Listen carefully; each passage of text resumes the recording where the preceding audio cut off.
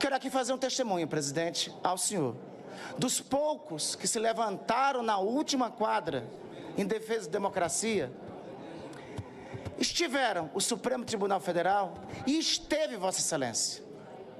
Vossa Excelência esteve presente no Tribunal Superior Eleitoral quando a eleição não era reconhecida pelo presidente de então para dizer que o resultado das eleições era legítimo. Esse testemunho tem que ser feito por hoje e tem que ser feito pela história. Da mesma forma, presidente, as posições que Vossa Excelência assumiu ao longo do período, inclusive na reação aos atentados do 8 de janeiro, destacam o papel histórico que Vossa Excelência cumpriu. Foi por isso que, com muito garbo e alegria, fiz campanha para Vossa Excelência para ser reconduzida a presidente do Senado. Porque eu dizia naquele momento que a candidatura das instituições democráticas e a candidatura em defesa da maior conquista que os brasileiros tiveram em 1988 era a candidatura de Vossa Excelência. O fiz e faço com enorme orgulho. A possibilidade de decisão monocrática será vedada aos ministros do Supremo Tribunal Federal. O que é isso, senão um afrontamento direto à função precípua da Suprema Corte? Ofensa ao artigo 60, parágrafo 4º, inciso 4º da Constituição Federal, pois a PEC praticamente suprime a possibilidade de tutela jurisdicional efetiva dos direitos fundamentais em caso de urgência. É de se recordar que foram decisões monocráticas, preste atenção, na pandemia, que possibilitaram a aquisição direta de vacinas pelos entes federados e a instalação da sala de situação para conter o avanço e a disseminação do coronavírus entre a população indígena. De que trata essa proposta de emenda constitucional? Porque eu vejo muitos argumentos em relação a esta proposta, argumentando que ela seria central para a sociedade brasileira. Senhor presidente, nessa proposta de emenda constitucional não está contemplado a ampliação de direitos constitucionais presentes no artigo 5º, como do direito de defesa e do contraditório.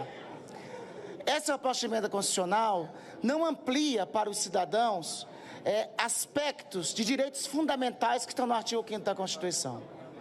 Essa proposta de emenda constitucional, presidente, ela também não amplia o artigo 14 da Constituição, que fala dos direitos políticos, e introduz, por exemplo, a possibilidade de novos exercícios de direitos políticos por parte do cidadão, além do plebiscito, do referendo e do sufrágio universal de lei.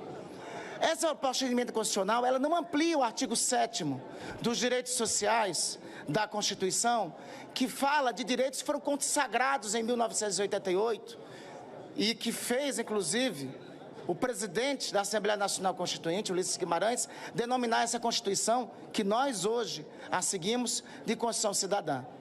Ela não amplia os direitos que estão lá. Então, do que trata essa proposta de emenda constitucional? Caríssimo presidente, essa proposta de emenda constitucional trata das atribuições do Supremo Tribunal Federal. Então, só me cabe dizer nesse momento, presidente, que não cabe a mim uma análise do escopo da proposta de emenda constitucional. Porque, me parece, por todas essas razões aqui expostas, esculpidas, ela não é a prioridade da agenda nacional nesse momento.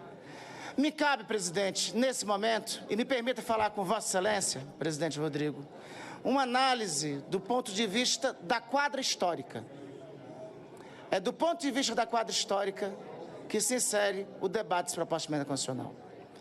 Presidente Rodrigo, nos últimos 4 anos, a democracia brasileira esteve por um fio. Dentro da institucionalidade democrática, poucos foram aqueles que se levantaram para impedir que a ruptura do tecido democrático fosse rompida, fosse concretizada. Poucos se levantaram para impedir o avanço das ameaças instituições democráticas. Eu costumo dizer que o 8 de janeiro, e Vossa Excelência sabe muito bem, não foi um raio numa noite de sol. Foi o desencadear de um processo de ataque à democracia brasileira. Da mesma forma, eu não posso colocar a minha digital E me permita, também não pode ser colocada a digital do governo do presidente Lula, sobretudo porque o governo do presidente Lula foi o resultado de uma frente ampla de brasileiros para evitar o pior. O pior nós sabíamos qual seria. Seria a apreciação, seria a destituição ou ampliação até do próprio Supremo Tribunal Federal, porque estava se opondo ao que tinha. Tem significado diagnóstico no 8 de janeiro, das 3 casas que foram ofendidas, destruídas, vilipendiadas, atacadas. O senhor sabe muito bem, a sede do Supremo ter sido a que recebeu o amplo ataque para a destituição. Então, por tudo isso, senhor presidente, esta PEC se insere dentro da quadra histórica. Não se trata aqui de debater de ampliação de direitos individuais, de direitos para o cidadão que está nos assistindo nesse momento. Não é disso que estamos tratando. Estamos tratando a aprovação dessa PEC. É claro que só pode ser entendido, e aí, falo como historiador, é claro que só pode ser entendido por alguns que foram, na quadra histórica, derrotados como uma reação. Por isso que a minha digital não está na aprovação dessa PEC. Por isso que reajo, nem tanto pelo mérito. Qualquer poder está submetido à análise, inclusive, desse poder do Congresso Nacional. Qualquer poder. Aqui, na arquitetura de Niemeyer, é a Casa dos Representantes do Povo que consoante essa arquitetura com a Constituição. Mas o problema, presidente, é como diz aquela poesia. Aqui é como diz aquela poesia. Tudo o que acontece na vida tem seu momento e seu destino. E tudo o que acontece em um momento tem uma relação com a história. É pela quadra histórica ainda não ter acabado e por saber que contaremos com o senhor na continuação da quadra história, da defesa da democracia brasileira, porque essa quadra não se cerrou, que nós não votamos favoráveis a essa proposta de emenda constitucional, porque ela é uma reação. Não há outra digressão ou outra definição para ela. Ela é uma reação. Ela é uma reação a, sobretudo, o papel histórico que o Supremo Tribunal Federal cumpriu no último momento. Nós temos que entender, já dizia o ministro Eros Graus, que a Constituição ela não pode ser interpretada por retalhos ou por tiras. Tudo existe uma razão de ser, senhor presidente. A Constituição Federal ela existe para assegurar a efetivação dos direitos difusos de todo brasileiro e brasileira, de todos os direitos inerentes à pessoa humana. E quem exerce esse poder é o Poder Judiciário. Ora, essa PEC, ela se trata com um único objetivo.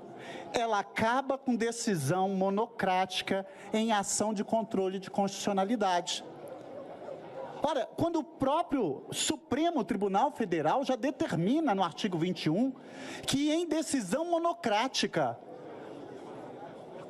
deve ser levada imediatamente ao plenário. Os poderes são independentes e harmônicos entre si. Eu acho que nós aqui, nós não estamos caminhando no caminho adequado com essa PEC. E falo com bastante tranquilidade. Eu vou exemplificar aqui, senador Nelsinho Trade.